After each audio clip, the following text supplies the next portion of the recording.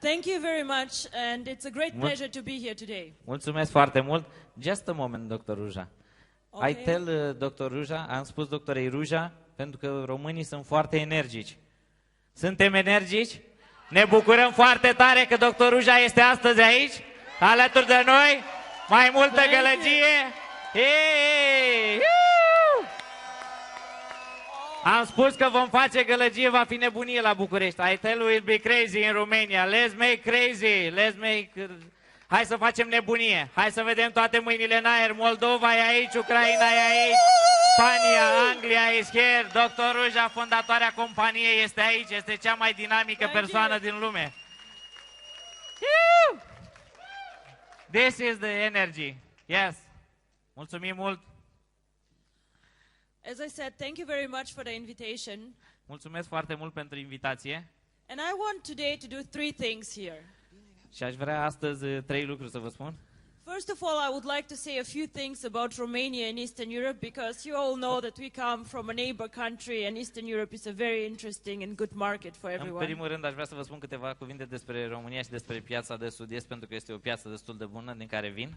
Second, I would like to give you some news on the company. Where do we stand? What have we done? What are the plans? În al doilea rând, aș vrea să vă spun niște noutăți despre companie, ce are de gând și unde vrea să ajungă. And then I would like to speak about my favorite topic, which is cryptocurrency still. Yeah? Și în al treilea rând, aș vrea să vă vorbesc despre subiectul meu preferat, care este cryptocurrency, criptovaluta. So, about Eastern Europe, about Romania. În legătură cu Europa de Est, în legătură cu România. 6 weeks ago in December, I was guest at the Economist Forum. Acum 6 săptămâni am fost la Forumul European. And before me speaking, there were 2 gentlemen from the European Bank for Development and from the World Bank. Și acolo erau niște domni care vorbeau despre evoluția banilor. And when I listened to their speeches, what is waiting for us in the region in terms of economic development, politics, I got very scared. Când am auzit despre ce gânduri au cu regiunea noastră economică, o politică, am fost chiar speriată. I felt scared to live in Eastern Europe. Am fost speriată pentru că trăiesc în Europa de Est. And when I went on stage, I said, I do not believe that we have to copy Western Europe, the US, or other countries. Când am fost pe scenă, am spus că nu trebuie să copiem Statele Unite ale Americii sau alte state. OneCoin started in Eastern Europe, and I'm very proud of this. OneCoin a început în Europa de Est și sunt foarte mândră pentru acest lucru. And I believe we don't have to copy other people, we can innovate ourselves and we can be leaders actually too. Și cred că nu este nevoie să copiem alți oameni, ci că să aducem ceva inovator în viața lor. So this is very important for me to say, we do not need to be scared, we don't need to be anything. I believe that the future in our countries, because we have seen so much, is actually amazing. Este foarte ușor pentru mine, foarte simplu să înțeleg că nu trebuie să ne fie frică de acest lucru și să ne speriem de lucrurile astea, pentru că noi putem face ceva foarte bun. Probably we are the people who adapt to change fastest and much more faster than the Western European ones. Probabil că alții se mișcă mai repede decât europenii de Est. So this is why I believe in our markets, this is why I was last week in Budapest, this is why I'm here, and why we actually are stronger than much of the other markets. De asta am fost în aceste întâlniri la Budapesta, de asta am fost în Frankfurt, de asta sunt astăzi aici să vorbesc despre aceste lucruri. So what is new about OneCoin? I think you saw that we have now 1.3 million members. Ce este nou despre OneCoin? Avem 1,3 milioane de membri deja. Membrii plătitori. Now, Christy, we are as big as a country called Estonia. Can you imagine OneCoin is as big as Estonia? I still cannot. Cea mai mare țară din OneCoin este Estonia. Vă dați seama ce țară mare este Estonia? Estonia is still a small country, so we have a lot of potential to grow, I Estonia hope. este o țară mică, dar are un potențial foarte mare de creștere. But what happened? Why are we now 1.3 million? How happened that we have 400,000 more members in a week? Cum s-a întâmplat să ajungem la 1,3 milioane de membri, cum să avem peste 400.000 de membri într-o singură săptămână? Last year, maybe you remember a company called Conligus joined the OneCoin network. Anul trecut, probabil că vă aduceți aminte, o companie numită Conligus a fuzionat cu OneCoin. And they did very, very well, actually. They are now especially strong in Latin America and opening the market there. So this was definitely very good for us. Și acum funcționează foarte, foarte bine, mai ales în Latinoamerica, unde se dezvoltă foarte bine cu linia aceea din Conligus. And last week, OPN, SideTalk joined OneCoin. Săptămâna trecută OPN s-a alăturat echipei OneCoin. Years ago, this company had about 10 million members.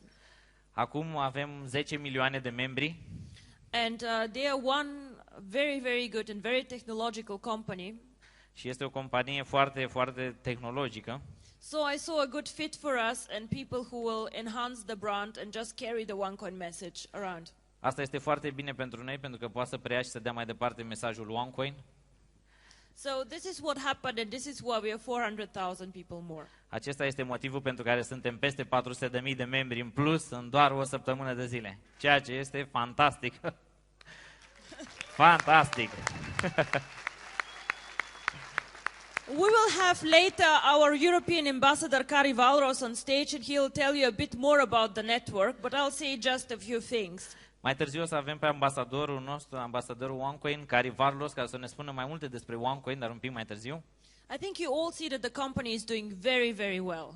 Cred că compania o duce foarte, foarte bine. We still have about 70 to 75% of the sales coming out from Asia or from China, actually. Încă avem 70-75% din venituri din Asia. And we're doing a lot in Hong Kong too. We're opening a new big office. În Hong Kong deschidem un nou mare birou. And if we want to make this coin big and global, China is a very, very interesting and important market for us. Dacă vrem să facem această monedă foarte puternică, China este o piață foarte interesantă pentru noi. We have opened last December Latin America, Brazil, Mexico and Colombia. Am deschis anul trecut în America Latină, Brazilia, Mexic, Columbia. And in our strategy for mid of the year is India and next year Africa. Iar strategia noastră pentru mijlocul anului este să mergem în India și în Africa. So I see OneCoin to be 2.5 million end of this year. Deci vom avea la sfârșitul anului minim 2,5 milioane de membri.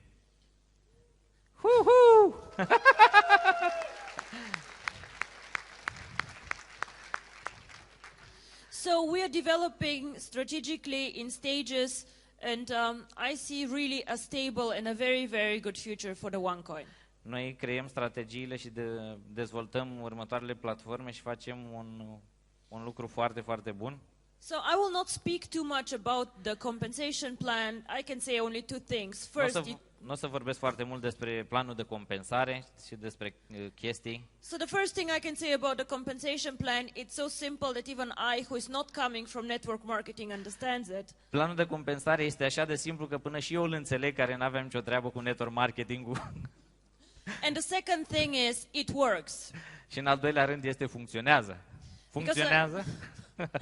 I see every week between 300 and 400 people maxing out on the bonus plan. Văd în fiecare săptămână între 300 și 400 de persoane care maximizează planul de compensare. So this is important for me to know that the network is happy and that it works. Asta este important pentru mine, să văd că rețeaua este fericită și funcționează. And the rest I will leave to Kari. I'm sure he'll give you a lot of information and insights on this. Mai târziu, cred că Kari o să vă dea foarte multe informații în legătură cu asta. I'm sure you will. But now let's focus why we're actually here. Haideți să ne focusăm de ce sunt de fapt aici. And I know many of you have done other network marketing companies before this one. Știu că sunteți foarte mulți aici care ați făcut înainte, ați lucrat în alte companii de network marketing. But I will have not and I will not after this company. Dar nu o să discut despre aceste companii. Because how I started is actually I did not sit there and say, oh, I have a network, let me discuss and let me find a product to sell. Pentru că așa cum am început, n-am început să spun am o companie și am un produs, haide să-l vindem. But I was thinking about cryptocurrency and the best distribution model actually to bring it to the world. Și m-am gândit la cea mai bună metodă de distribuire a criptovalutei în piață. Now I've been working for McKinsey about 5.5 years, and I worked even here in Bucharest for Raiffeisen Bank. Am lucrat pentru McKinsey în companii cam 4 ani jumătate, chiar și aici în România. I was here 2006. 2006? În 2006. So I'm coming from financial world, and I was watching Bitcoin very, very carefully when they started up. Vin din lumea financiară și am observat foarte, foarte bine Bitcoin-ul când a început. And Kari will give you this case example of the person who invested 27 euro in Bitcoin and got rich. Care o să vă vorbească despre exemplu cu persoana care a investit $27 și s-a îmbogățit în câțiva ani. So what happened to me, I did not invest in Bitcoin. I was very skeptical and I just watched. Față de mine, care nu am investit în Bitcoin, am fost sceptică și doar m-am uitat. So I was one of the people who were watching Bitcoin at 20 cents and I did not invest 50 euro. Honestly, it was Am a bit știut de stupid. Bitcoin de la 20 de cenți și n-am investit măcar 15 euro să văd despre ce e vorba. So after, however, watching this coin more and more, După ce am descoperit această monedă mai mult și mai mult, I realized that cryptocurrency for sure has future. am descoperit că criptovaluta este viitorul. And I realized that Bitcoin is not a coin for the mass market. It's not for everyone. Și mi-am dat seama că Bitcoinul nu este pentru toată lumea, pentru masa mare a populației. It is very complicated on the technical side if I want to mine myself. Este foarte complicat dacă eu vreau să minez după această monedă, nu este chiar așa simplu. It is already in a stage of maturity where the development is not that fast and the opportunity already is not as interesting. Este momentul în care oportunitatea este matură, în care nu mai este așa mare investiție, așa bun randamentul pentru acest lucru. And it is not very liquid. It means I cannot sell and buy as easy as I would like to. Și nu este atât de lichid, adică nu pot să vând și să cumpăr așa de simplu cum aș dori. So what I was thinking is, what if we create a cryptocurrency that is very simple and everybody can use out there? Așa că m-am gândit ce ar fi să creez o monedă foarte simplă pe care toată lumea să o poată folosi. What if we create a cryptocurrency which is as simple to use as Google or as Facebook? Ce ar fi dacă aș crea o monedă și aș fi așa de simplu cum este Google, cum este Facebook? And this was how OneCoin actually got born. Și cam așa s-a născut OneCoin. So why do we need cryptocurrency, or why is it an interesting product? Deci de ce avem nevoie de criptovalută? De ce este un produs așa de interesant? Now we here are not part of the Euro room, like of the Euro countries. Noi suntem aici, nu suntem o parte din țările euro. But let's say you live in Germany, you can send very, very easy and very fast money to France or to other Euro countries. Să spunem că trăiești în Germania și vrei să trimiți euro foarte ușor către Franța, către altă țară din Comunitatea Europeană, e foarte ușor. And even if we're not in the Euro room, it's quite simple to send money around to Europe. Și chiar dacă nu ești în Uniunea Europeană, e foarte simplu să trimiți bani în Europa. And the world is becoming smaller and smaller and more global, so money flows around in different countries. Banii funcționează și se duc pe tot globul din ce în ce mai mult. But I see here my friend Pavel from the Ukraine. Now, Pavel, how easy is it for you to send money to me to Sofia? It's almost impossible, right? Aici văd pe prietenul meu, Pavlo, din Ucraina, care trebuie să trimită bani către Sofia. Cum e asta? Este aproape imposibil. Now, it's the same for China, it's the same for Thailand and La for fel many este other și pentru countries. China, la fel este și pentru Thailanda. So these countries, or India, for example, too, yeah? Aceste țări ca India, de exemplu, So in these countries, traditional cryptocurrency is very strong. în aceste țări, tradiția în cryptocurrency este foarte solidă. Because cryptocurrency, you can imagine, is a parallel banking system where you can make payments to other people and send money. Pentru că poți foarte ușor face plățile de la un om la altul în acest sistem. Cryptocurrency is not dependent on governments. Criptovaluta nu depinde de un guvern. And cryptocurrency gives you security from third parties and inflation. Și îți oferă siguranța pentru că această criptovalută nu are parte de inflație. And I think many of us remember the old days where we had the big inflation and the difficulties with this. Cred că cu toții ne aducem aminte de momentele în care era inflația destul de mare și ce dificultăți aveam atunci. So why cryptocurrency is interesting and valuable is because it can create a payment system parallel to the governments. De ce criptovaluta este interesantă? Pentru că ea creează valoare, pentru că este independentă de către guverne. And now all of you here ask yourself probably the question or get asked by friends, why is cryptocurrency valuable? Cred că cu toții ați spus această întrebare sau auzit la prietenii voștri, de ce criptovaluta este valoroasă? And I have to be very honest with you. Cryptocurrency itself has no value at all. Și trebuie să fiu foarte sinceră cu voi. Criptovaluta nu este valoroasă deloc. So Christy and I can sit now today and within 30 minutes I can create Christy coin. Și eu cu Cristi pot stau acum 30 de minute și să creez Cristi Coin. Interesant. But this coin has no value. Why? Însă această monedă nu are nicio valoare. So there are two things that make a coin valuable or cryptocurrency. Sunt două lucruri care fac valoroasă o criptovalută. One is the brand. Unul este brandul.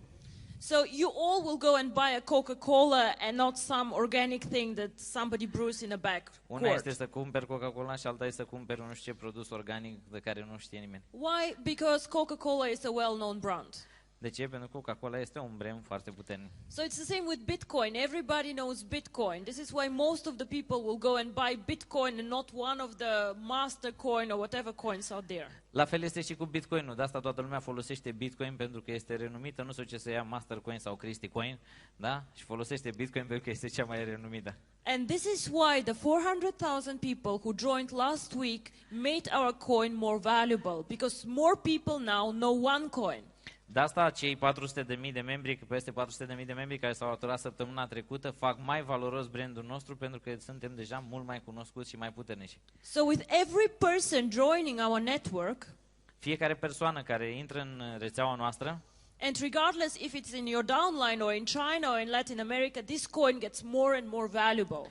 chiar dacă este în echipa ta sau este în downline-ul altcuiva în China sau în altă parte, el face această monedă mult mai puternică pentru noi. And this is a bonus we don't put on the slides, but actually every person joining the company makes your coins more valuable. Asta nu punem pe slide-urile care le-ați văzut, însă fiecare persoană care dezvoltă această oportunitate OneCoin face această monedă mult mai puternică.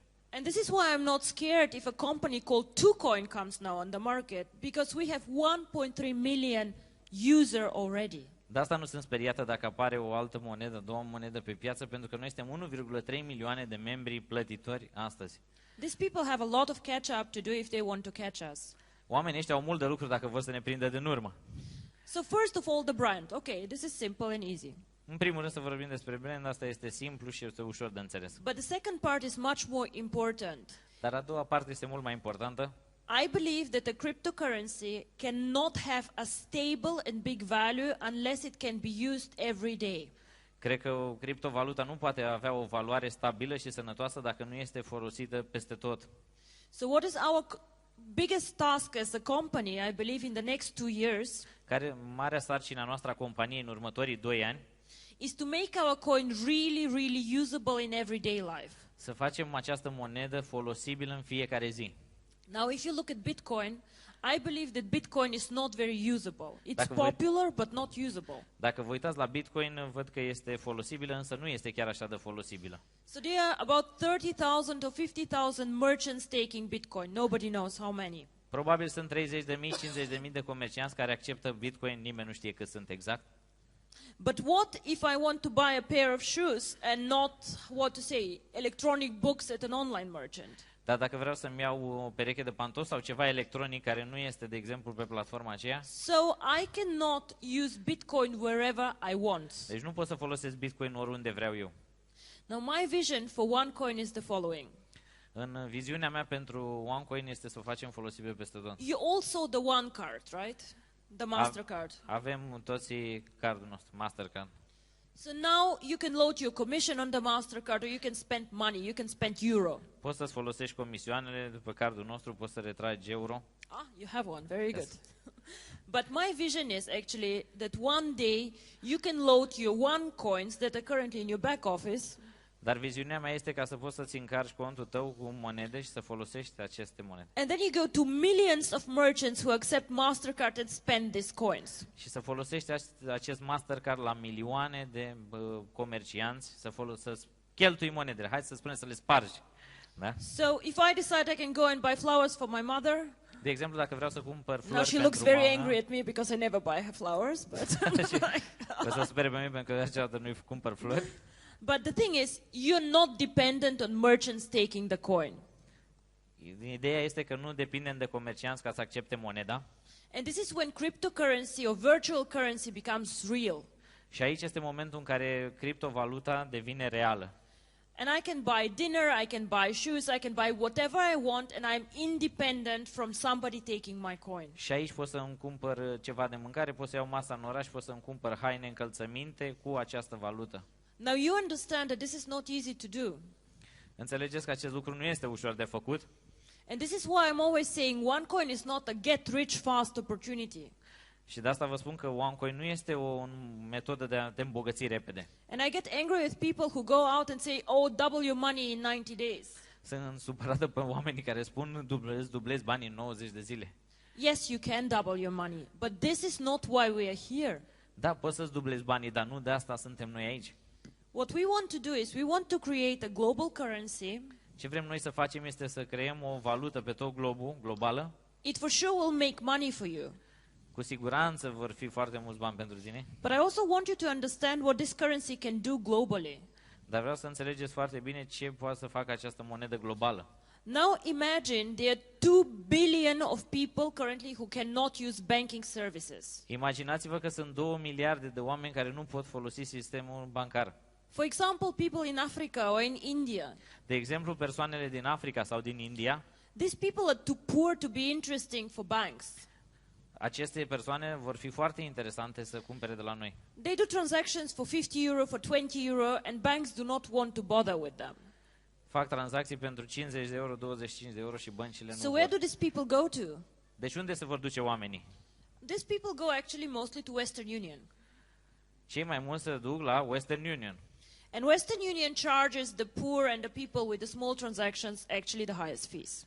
Și Western Union încarcă contul acestor tranzacții cu un And comision. I do not see cryptocurrencies so much as competition to banks, but I see myself actually as a competitor to Western Union. Deci criptovaluta nu este o competiție pentru bănci, este o competiție pentru Western Union. Because just imagine somebody working in Singapore and wanting to send money to his wife in India. Imaginați-vă că cineva lucrează în Singapore și vrea să trimite bani acasă soției. He can send maximum $600 to the wife. Poate să trimită maxim $600 soției, It takes time, durează timp and the charges are very, very high. și comisioanele sunt destul de mari. Now let's imagine this person sending one coins. Haideți să vedem aceeași persoană cu un OneCoin. The fees are lower.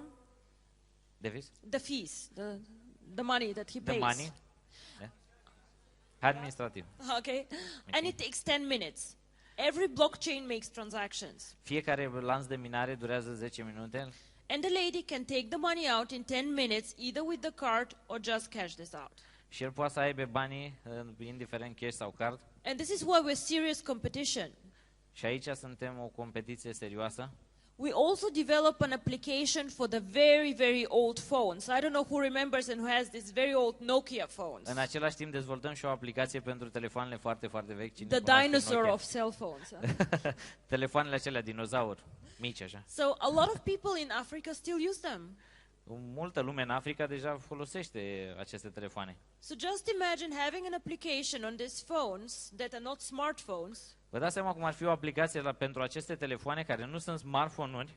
And you can send money from A to B. Wow! Și poți să transferi bani din punctul A în punctul B. Cu dinozaurii ăia așa de telefoane, poți să transferi OneCoin. Wow! Amazing!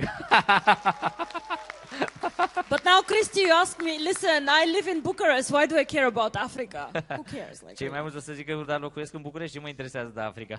so, and as I know your account, if I go in your account, you have quite many OneCoins. Dacă merg în contul vostru și văd câte monezi aveți, So these are the people actually who need these coins, who will use these coins. e vorba despre cine folosește aceste monezi, cine are nevoie despre aceste monezi.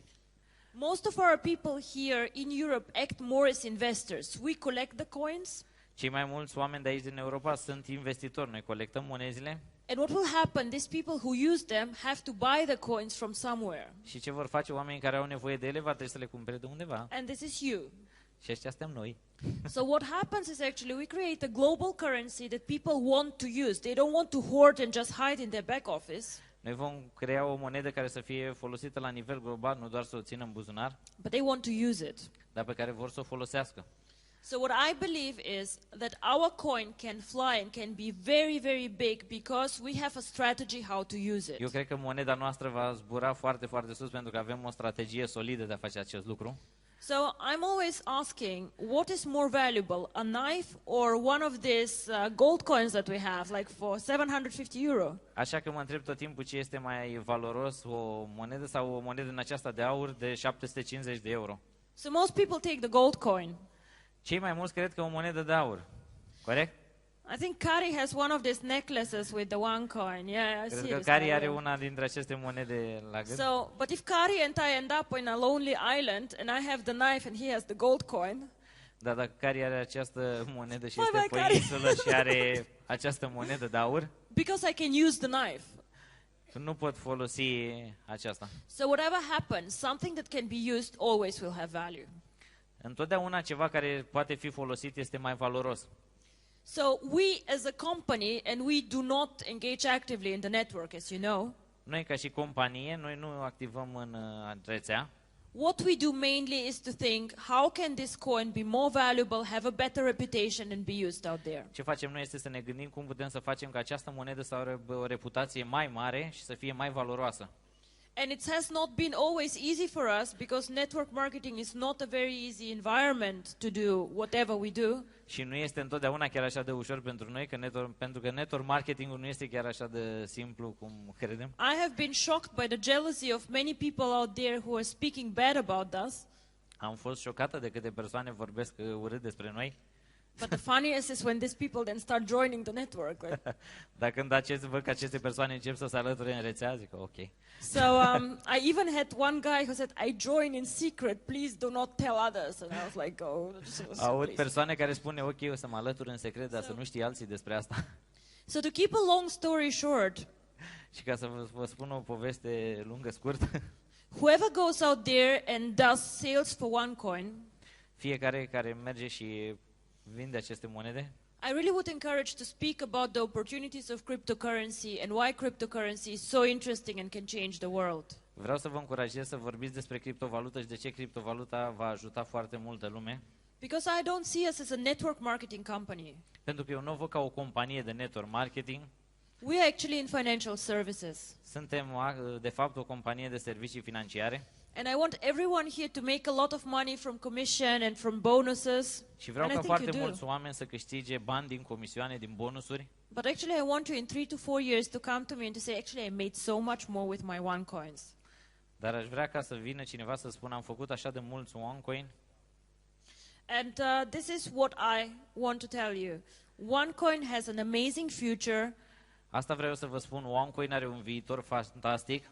I cannot tell you where OneCoin will be in 1 year, where the price will be, or in 2. Nu pot să vă spun care va fi prețul OneCoin într-un an de zile sau în 2. I just can tell you that we work tremendously and amazingly hard to make this coin popular and usable. Pot să vă spun că doar că muncim din greu să facem cât mai populară această monedă peste tot. And I don't think we need this get rich in 20 days, in 90 days, and whatever. Deci nu pot să vă spun că vă îmbogățiți în 20 de zile, 90 de zile și așa mai departe. Because we have a concept that is here to stay, and it's here to stay for many years. Pentru că avem un concept care este făcut ca să reziste și să reziste mulți ani de zile. And I think this is much more valuable than this money games out there. Și cred că este mult mai valoros decât banii care vin repede. I want OneCoin in 5 years to be the number 1 cryptocurrency out there. Vreau ca în 5 ani de zile OneCoin să fie moneda numărul 1.